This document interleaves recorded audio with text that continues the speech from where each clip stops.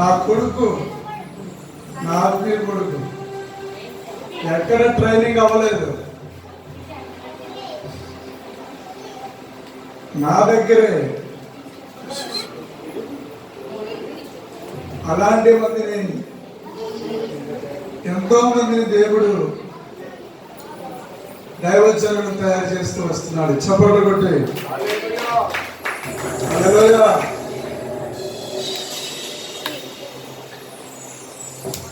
చాలా అద్భుతమైన నా పిల్లలు నాకంటే గొప్పవారు అవ్వాలని కోరుకునేవాడే నిజమైన తండ్రి. పిల్లలు గొప్పవాళ్ళు అవుతుంటే తండ్రి హృదయం పులకరించిపోతాడు. హల్లెలూయా. నువ్వు ఎక్కడ ట్రైనింగ్ అయ్యావు?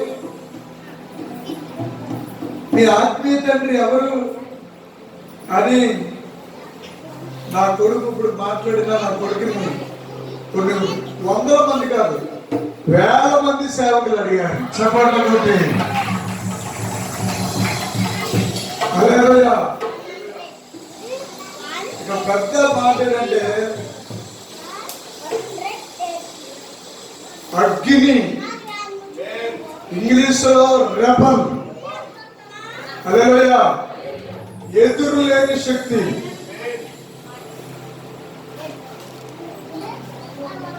తర్వాత ఇందాక దాకా నా కొడుకును పుట్టిన నా కూతురు ఎవరు ట్రైనింగ్ లేదు, ఒక ప్రవర్తనగా దేవుడు వాడుకుంటున్నాడు. చప్పట్లు కొట్టి నా కొడుకును పుట్టిన నా కొడుకు ఒక అద్భుతమైన దేవుని ప్రవర్తనగా వాడుకుంటున్నాడు. చప్పట్లు కొట్టండి.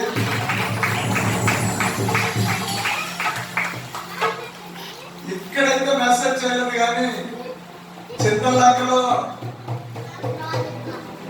వర్తమానం బైబిల్ నేను ప్రసంగం చెప్పు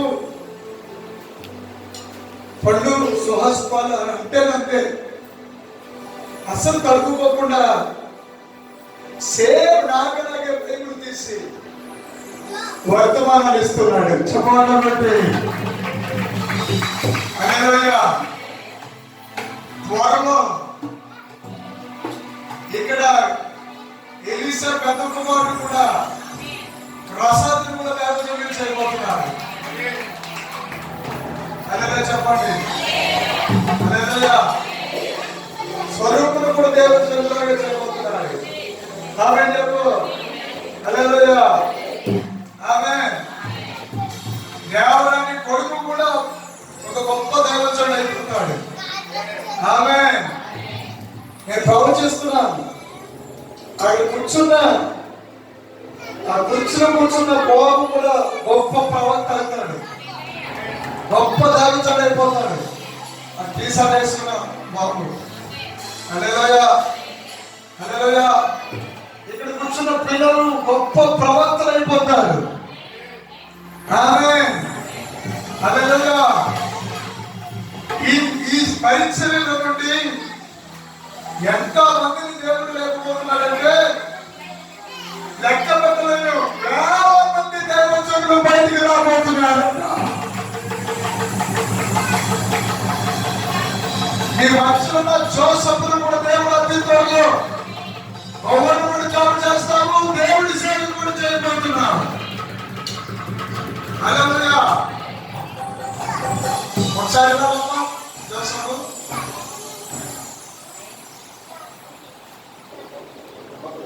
ఆ బిడ్డకి మైక్ ఇవ్వండి ఒకసారి. చూడండి, నా ఆత్మీయ కొడుకు ఎలా మాట్లాడతాడు. చిన్న సాక్షితో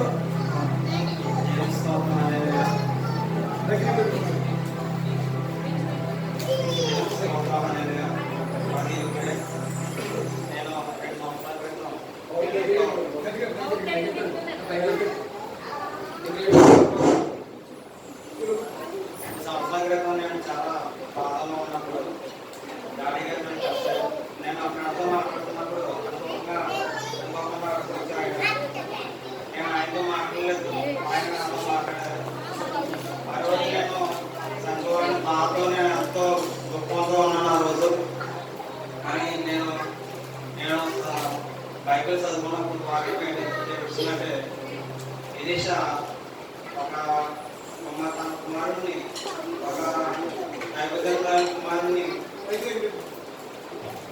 చనిపోయినప్పుడు బ్రతికిస్తాడు ఎలీషా ప్రవక్త.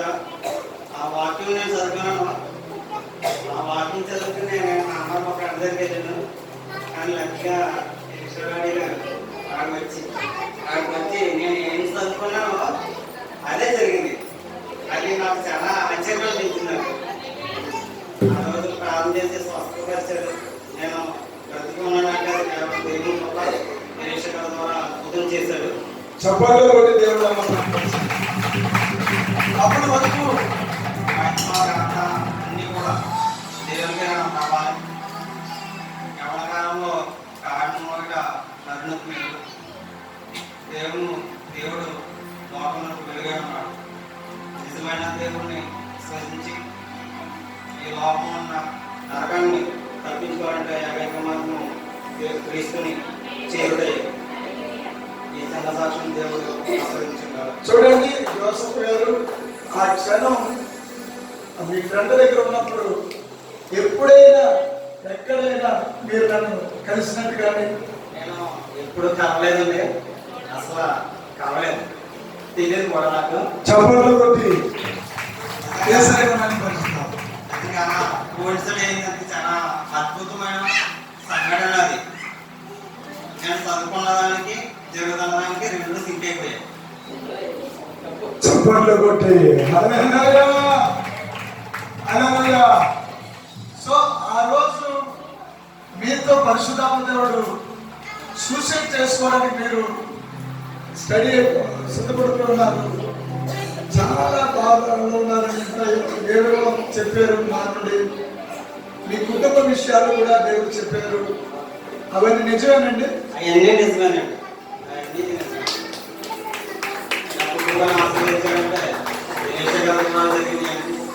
దేవుడు జరిగించాడు. అది హల్లెలూయా. చిన్న ప్రార్థించి చూడండి, ఆ బాబు మాట్లాడుతూ మీకు సాక్ష్యం చెప్తూ వాక్యం కూడా చెప్పేశాడు. అవునా కదా? హల్లెలూయా. నా కొడుకుని పుట్టిన ప్రతి కూతురు ప్రతి కొడుకు ఉంటారు. హల్లెలూయా. ప్రత్యేకంగా ట్రైనింగ్ అవ్వాల్సిన అవసరం లేదు. అడ్డొచ్చేస్తుంది అంతే.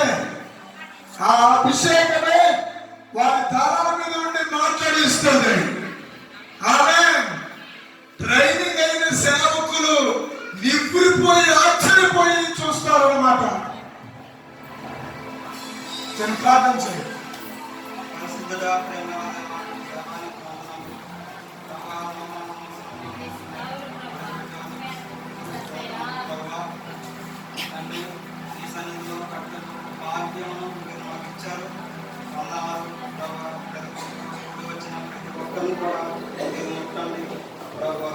ఉదయంలో ఉన్న దాన్ని మీరు మాట్లాడుతున్నాను. దేవుడు ప్రభావ మీరు దేవా నాకు కష్టములు కన్నీరు తెలుసు, మమ్మల్ని రక్షించేవాడు నీవే. లోకానికి నువ్వు రక్షించున్న దాన్ని రక్షించడానికే వచ్చామని చెప్పారు. వందనములు దేవా ప్రభావ కాడి కానీ మేము ఎంతో భారంగా అది తీసి నీ కాడి మోసి నీ కావసాన్ని ఆరాధించిన భాగ్యం ఇచ్చాను. యవనస్తులు కర్ణాటకను దేని వల్ల శుద్ధీకరించింది వాక్యం చేతనే కదా. వాక్యంలో మా హృదయంలో స్థిరపరచండి.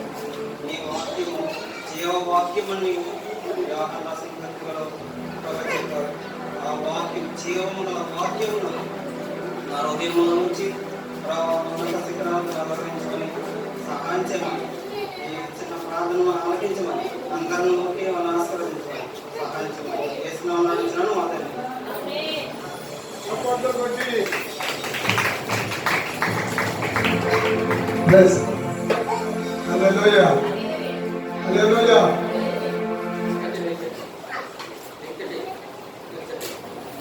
దేవుడు చూడండి ఎంత చక్కగా మీ ముందు సాక్ష్యాలు ఇస్తున్నాడు. హల్లెలూయా. ఇకపోతే నా భార్య ఎక్కడ ట్రైనింగ్ అవ్వలేదు. నా భార్య యేసునామం మందిరం. నా దగ్గరికి వచ్చి భార్య నా భార్యగా అయ్యి నాతో ఉంటూనే ఈరోజు గొప్ప ప్రవర్తనగా మీ మధ్యలో వాడుకుంటున్నాను. హల్లెలూయా. నా జీవితం చూసి, నా బ్రతుకును చూసి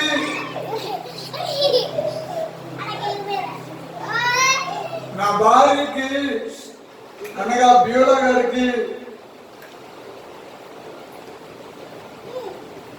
ప్రవక్త అంటే ఇలా ఉంటాడా, ప్రవక్త ఇన్ని కష్టాలు పడతాడా, ప్రవక్త మీదకి ఇన్ని రకాల శోధనలు వస్తాయా, ప్రవక్త ఇలా ఇలా ఇలా అంచులంచులుగా ఇలా అభివృద్ధి చెందుతూ ఉంటాడా, అసలు ప్రవక్త అంటే ఎవరు, అసలు ప్రవక్తలో ఉన్న లక్షణాలు ఏంటి, ప్రవక్తలో ఉన్నటువంటి వరాలు ఎలా పనిచేస్తాయి, ప్రవక్త ఒక ప్రవక్త ఏమి ఎవరు తెలియని వ్యక్తి వచ్చి ఎదురుగుండా నిలబడితే ఒక సామాన్యుడిని ప్రవక్త ప్రవచిస్తున్నప్పుడు ప్రవచిస్తూ ఉండగానే ఆ బిడ్డలో ఆ సామాన్యురాలు ఆ సామాన్యులు ముఖములో తేజస్సు, వారి ప్రవర్తనలో గొప్ప మారు మనసు, వారి జీవితాల్లో వికసించడం, వెంటనే అభివృద్ధి చూడటం, ఇవన్నీ ఒక పుస్తకాన్ని రాస్తూ ఉన్నారు ఆవిడ. నా భార్య ప్రవక్తలు నమ్మని సంఘములో నుండి ఆవిడని వివాహం చేసుకున్నాను. ప్రవక్తలు ఉన్నారు, ప్రవక్తలు అంటే ఎవరు అని ఈ దేశానికి ప్రపంచానికి ఒక అందమైన పుస్తకాలు రాస్తూ ఉన్నారు ఆవిడ. చప్పట్లు కొడుతూ హల్లెలూయా. ఈ సమయంలో రెండు మాటలు పాస్టర్ గారు చెప్పాలని పిలుస్తున్నాను. లాస్ట్ లో నేను తీసుకోవాలి.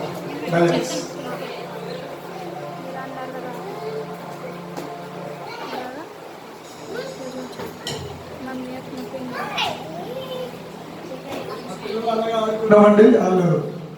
వాళ్ళు పిల్లలు అలాగే ఉంటారు. వెళ్ళిపోండి అలాగే. దేవుని పరిశుద్ధ నామములో మరి సమయం ఇచ్చిన దైవజనులకు అలాగే మీ అందరికీ కూడా నా హృదయపూర్వక వందనాలు. వచ్చిన దేవుడు గతించిన కాలం అంతా కాచారు.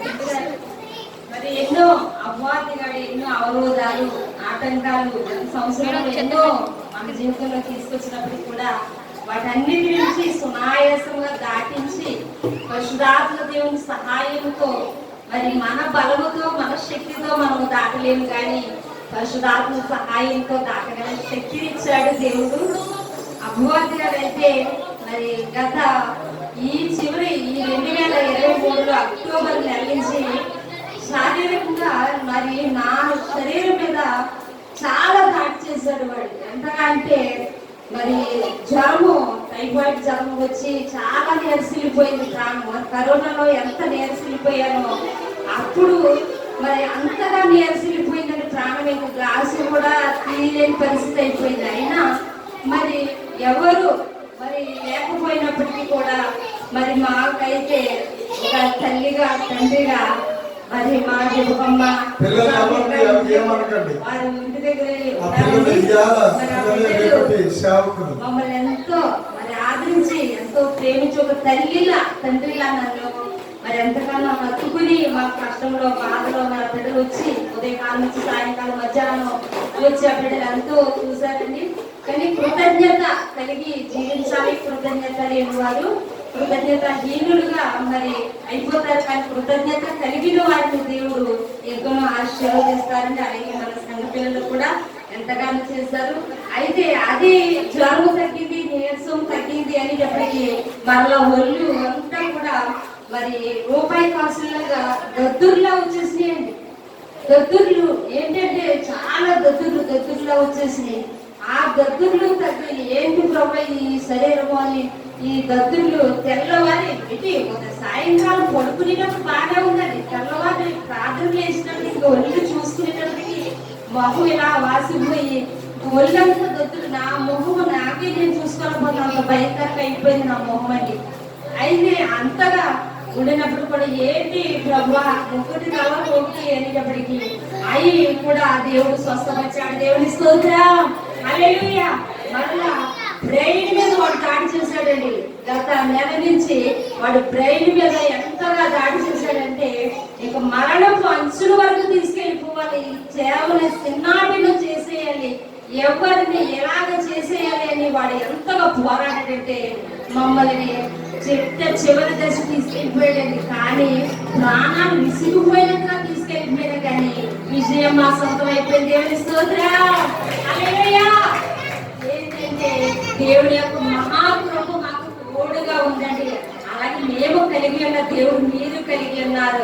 ఆ దేవుడి యొక్క మీరు వచ్చి ఉన్నారు కాబట్టి మీకు కూడా దేవుడి కృప తోడుగా ఉండాలి. నూతన సంవత్సరంలో దేవుడి ఇచ్చిన వాగ్దానం ఏమిటంటే నేను మీకు తోడై ఉన్నాను. దేవుడి స్తోత్రం, హల్లెలూయా. దేవుడు తోడుగా ఉంటే మరి ఇందాక అదే మరి నా కుమార్తె చెప్పిందండి, యోసేపుని ఆశీర్వదించిన దేవుడు మిమ్మల్ని కూడా ఆశీర్వదిస్తాడని. నిజమేనండి. యోసేపుకు మరి దేవుడు తోడై ఉన్నట్టునంట. చెరస్థానంలో ఖైదీకి వెళ్ళిన యోసేపు ప్రధానమంత్రి అయిపోయి ఆ దేశానికే ప్రధానమంత్రి అయిపోయాడండి. అలాగనే అపవాదిగాడు చెరస్థాన ఖైదీలాగా చేసేసి మన ప్రాణాలు విసిగిపోయినట్టు చేసేసి మరణానికి ఇంకా చావే శరణ్యం, ఇంకా చచ్చిపోవాలి, చనిపోవాలి ఇంకెందుకు అనే ఆలోచనలు పుట్టించేస్తా ఉంటాడు. కానీ అలాంటి పరిస్థితుల్లోంచి దేవుడు మనల్ని వెనక్కి తీసుకొచ్చి ఈ రోజు మరి మనకంటే ధనవంతులు, మనకంటే గనులు, మనకంటే చిన్నవారు ఈ లోకాన్ని నుంచి వెళ్ళిపోయారు. కానీ సజీవముగా, క్షేమముగా, భద్రముగా ఈ 2024లో 1వ తేదీలో మనల్ని ప్రవేశపెట్టిన దేవాది దేవునికి వందనాలు చెల్లిస్తున్నానండి. దేవుని స్తోత్రం, హల్లెలూయా. అలాగే నన్నునే కాదండి, దేవుడు నాకు ఇచ్చిన పిల్లలు, ఆత్మీయ పిల్లలందరినీ కూడా దేవుడు కాచి కాపాడాడు. భద్రముగా నూతన సంవత్సరంలో ప్రవేశించే కృపను దేవుడు ఇచ్చాడని దేవుని స్తోత్రం కలుగుగాక, హల్లెలూయా. అయినప్పటికీ కూడా మరి చివరి మరి డిసెంబర్ 31వ తారీఖున రాత్రి డాడీ గారికి దేవుడు దర్శనం చూపించాడండి. పచ్చటి లా ఉందంట పాము వచ్చేస్తున్నప్పుడు ఆ పొదులు దగదగ మెరిసిపోతున్న గొడ్డలించుకుని దాని తల నరికినప్పుడు అది ఎక్కడికి వెళ్ళి తల తెలియదటండి. కానీ దాని మొండు ముక్కలు చెదగొట్టేశాడంట. కానీ అది ఎప్పుడైతే డాడీ గారు ఆ దర్శనం చూసి ఉదయకాలం దేవుడు నాకు రాత్రి ఇలా దర్శనం వచ్చింది తెల్లవారుజామున అనగానే మరి ఉదయకాలం మాకు ఎంతో తేలికైపోయిందండి. లేకపోతే ఉదయాలు భారం అయిపోయి, అంటే వాళ్ళు ప్రార్థన చేస్తారు, వాళ్ళకి ఏంటి అందరూ తెచ్చిస్తారు, అందరూ చూస్తారు కదా, వాళ్ళకి ఏ బాధ ఉండదు అనుకుంటారు. కానీ మీకు ఒక బాధ వస్తే సాధారణంగా 10 బాధలు మాకు తీసుకొస్తాడు. ఎందుకని మీ కొరకు మేము ప్రార్థన చేస్తున్నాం కాబట్టి, మీ బాధలన్నిటి వరకు దేవుడి దగ్గర విజ్ఞాపన చేస్తున్నాం కాబట్టి మీరు ఒక పోరాటం ఎదుర్కొంటే 10 పోరాటాలు మా మీద వచ్చినప్పటికీ కూడా వాటిని జయించే శక్తి పరిశుద్ధాత్మ దేవుడు మాకు ఇచ్చాడు. కనుకనే ఈ రోజు ఈ రీతిగా నిలబడడానికి దేవుడు మహాకృప చూపించాడని నేను స్తోత్రం, హల్లెలూయా. అలాగే నిన్ను బాధించిన ఏ సమస్య అయినా కానీ, ఏ కుటుంబంలో సమస్య అయినా, ఏదైనా కానీ అది మన కాలకి ఉంచుతాడు. దేవుని స్తోత్రం.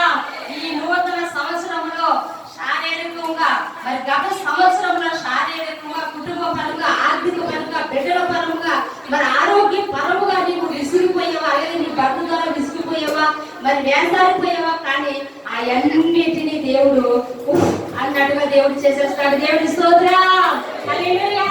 మరి ఒక ఎలుక వెళ్ళి కొండని తవ్వితే అది అయిపోతుందండి. తవ్విన తరగదు, కొండ తరగదు.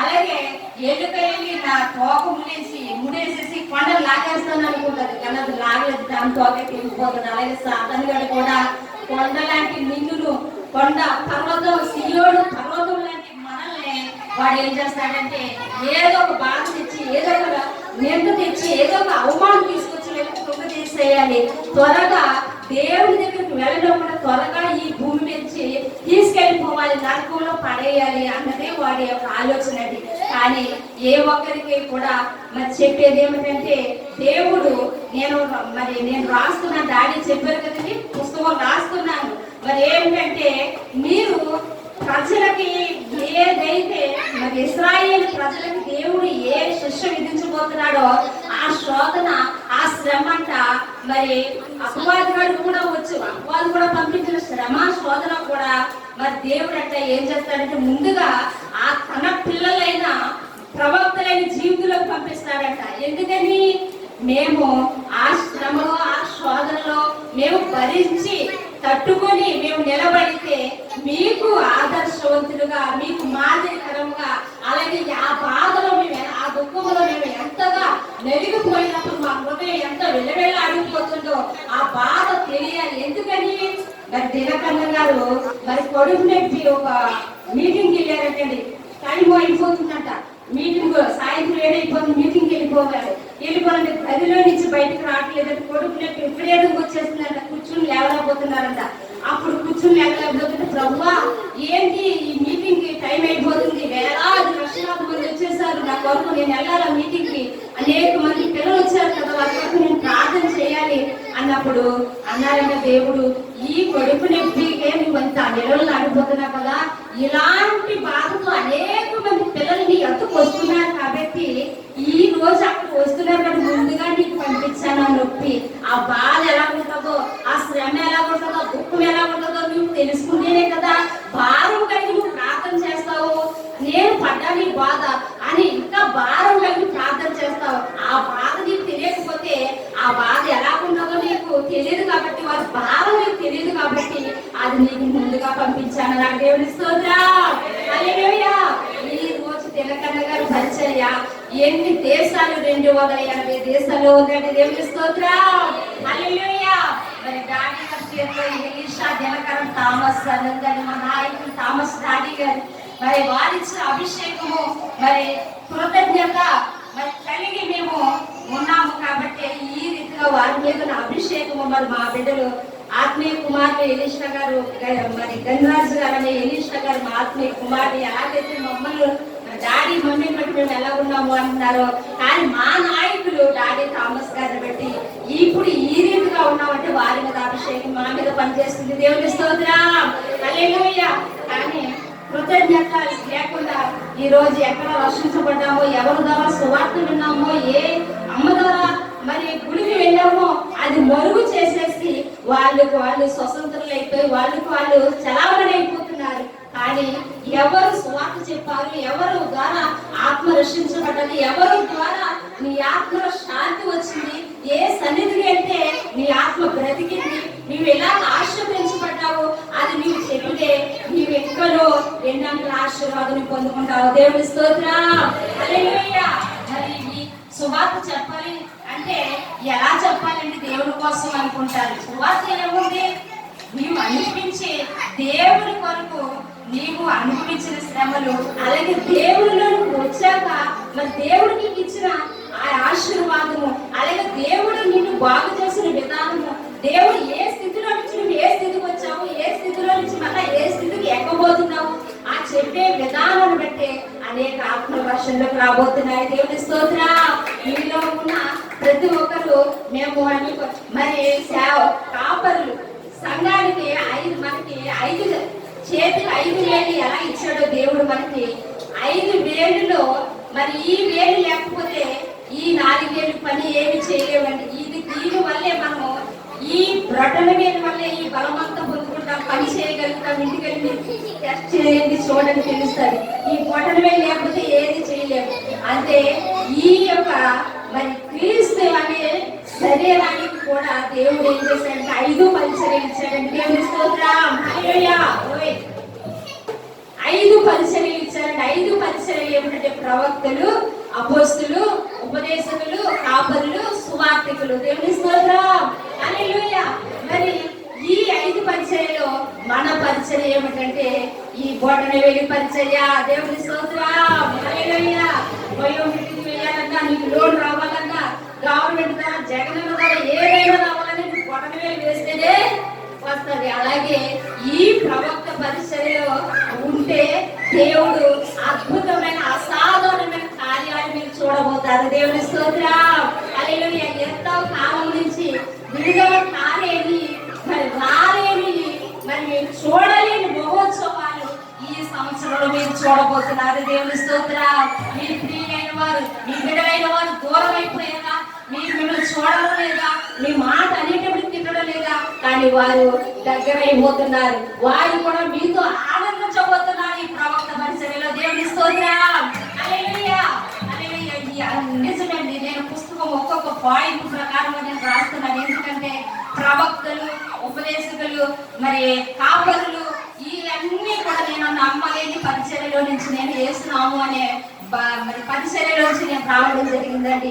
ఏదో నామకంగా ఏదో సన్నిధికి వెళ్ళామా, వాక్యమే కాపరి పరిచర్య ఏంటి, ప్రవక్తలు అంటారేంటి, ఏ అపోస్తులు అంటారేంటి, ఇదేంటి గలిబిలి పుట్టిందానేంటి అనుకునేదాన్ని. కానీ మరి ఈ యొక్క మరి వివాహం అయినప్పటి నుంచి దేవుడు ఆ యొక్క ప్రవక్త పరిచర్య ఎలా ఉంటుంది, అసలు ప్రవక్త అంటే ఏమిటి, ఎలా ఉంటారు అని నేను గ్రహించి మరి దేవుడు నా ద్వారా గ్రంథాన్ని రాయిస్తున్నాడు. దేవుని స్తోత్రం. ఆ గ్రంథం త్వరలో పూర్తి అవ్వాలి. ఆ గ్రంథము మరి ప్రవక్తలు లేరు, పరిశుద్ధాత్మ లేదు, అపోస్తులు లేరు, కాపరి పరిచర్య అని పలుకుచున్న మూర్ఖ తరము వారి ప్రతి ఒక్కరికి కూడా నా గ్రంథం వెళ్ళాలి. దేవుని స్తోత్రం. హల్లెలూయా. దేవుడు మరి అట్టి కృప మాకు దయచేయాలన్న, అలాగే మీ అందరూ చేసిన ప్రార్థన ఈ రోజు మరి పైన దేవుని కృప అయితే కింద మనుషుల దయందును, దేవుని దయందును బాలుడైన యేసు పెరుగుచుండెను అని లోకా సువార్తలు చెప్పిన రీతిగా మనుషుల దయ కూడా మనకి కావాలండి. దేవుని స్తోత్రం. హల్లెలూయా. మరి పైన దేవుని కృప అయితే కింద మీరందరూ మీ పిల్లలు, ఇంకను రాలేని పిల్లలు, ఇంకా మరుగుగా ఉన్న పిల్లలు మరి మా కొరకు ప్రార్థించి మరి ఎంతగానో దేవుని దగ్గర వేడుకొంచున్నారు. కాబట్టి ఈ గొప్ప పరిచర్య ఇలాగా జరుగుతుందండి. మా శక్తి వలన కాదు, మా బలము వలన కాదు, మా నీతి వలన కాదు, మా యథార్థత వలన కాదు, మా మంచితనం వలన కాదండి. ఏమిటంటే ఆయన కింద రాత్రి డాడీ చెప్పారు, ఒక గాడిది మరి ఏసయ్య పిలిచిన గాడి కట్టబడింది తీసుకెళ్ళండి అన్నప్పుడు ఆ గాడిది ఏసయ్య ఎక్కగానే ఆ గాడిది కంటే చీరలు పెంచారంటే, పువ్వులు వేశారంటండి. మరలా ఏసయ్య దిగిపోయాక నిన్నగా ఈ పువ్వులు వేశారు, చీరలు పెంచారు, నాకు అనేక పళ్ళు రసాలు పెట్టారు కదా, ఈ రోజు కూడా నేను వెళ్ళిపోతాను అని ఉదాహరణగా వెళ్ళిపోతున్నట్టు ఆ గాడిద. కానీ ఆ రోజంట దాన్ని చీపురు కట్టించిన కర్లించిన కొట్టారంటే. దేవుని స్తోత్రం. ఏసయ్య ఇక్కడ కాబట్టి గాడికి విలువ వచ్చింది. అలాగే మాకు మా జీవితంలో ఏసయ్య ఉన్నాడు కాబట్టి, ఏసయ్య మాలోకి వచ్చాడు కాబట్టి, ఏసయ్య మా హృదయంలోకి వచ్చాడు కాబట్టి, ఏసయ్య ఎలా ఉంటాడు, ఎలా అద్భుత కార్యాలు చేస్తాడు అని కన్నులారా చేతులారా మేము అనుభవించాము. దేవుని స్తోత్రం. హల్లెలూయా. ఆయన యొక్క పాదాలు పట్టుకుని నేను 2010లో దేవుడు నాకు దర్శనం చూపించాడండి. మరి నా దర్శనం చూపించినప్పుడు ఆయన పాదాలు పట్టుకుని తలుపులు వేసుకుంటే తలుపులలోంచి వచ్చారండి దేవుడు, నా దగ్గరికి వచ్చారండి దేవుడు. 2010లో నేను మరి పండుకుని రాత్రి వేళ మరి పడుకుని ఉన్నప్పుడు అక్టోబర్ నెలలో నుండి 2010 అక్టోబర్ నెలలో నేను పడుకున్నప్పుడు డాడీ గారు బట్టలు కట్టుకుని వచ్చి మరి పుస్తకాలు మా అమ్మాని నిండా కబోర్డు నిండా డాడీ పుస్తకాలన్నీ నిండిపోయింటాయండి, దేవుని పుస్తకాలు. ఆ గ్రంథాలు ఇలా పట్టుకుని తెల్ల పట్టుకుని ఇలా పడుతున్నారు. ఏం తొలిపేసి వచ్చాను కదా, పడుకున్నాను, తొలిపేసి వచ్చాను కదా అనుకుంటున్నానండి. కానీ అప్పుడు కూడా గుర్తించడం లేదు నేను అనుకుని మరి ఏసయ్య అప్పుడు అనుకున్నట్టున్నారు. అప్పుడు అనుకుంటున్నాను తొలి వెళ్ళినట్టుంది, ఈయన వచ్చారు లోపలికి ఇలా అంటున్నారు, పుస్తకాలు తీసుకుంటున్నారు అనుకుంటున్నారంటే. కానీ మరలా ఈ వెళ్ళిపోయాక మళ్ళీ తొలిపి వేసుకుని వచ్చి మళ్ళీ పడుకున్నానంటే దర్శనంలో దేవుడు ఇలా చూపిస్తున్నాడు నాకు. 2010 అక్టోబర్ నెలలో నుండి తొలిపి వేసుకుని వచ్చి పడుకున్నప్పుడు మళ్ళా ఇలా పడుకున్నప్పుడు మళ్ళా తలుపులు వేసినట్టే ఉన్నాయి. తలుపుల్లోంచి వచ్చేసారండి. వచ్చి ఇలాగలా మళ్ళీ పుస్తకాలు అనేసి వెళ్ళిపోతున్నారు. వెళ్ళిపోయినప్పుడు వెంటనే నాకు మరి స్పృహలోకి వచ్చిందండి. నాకు ఆ కళలోనే మళ్ళీ నాకు స్పృహలోకి వచ్చి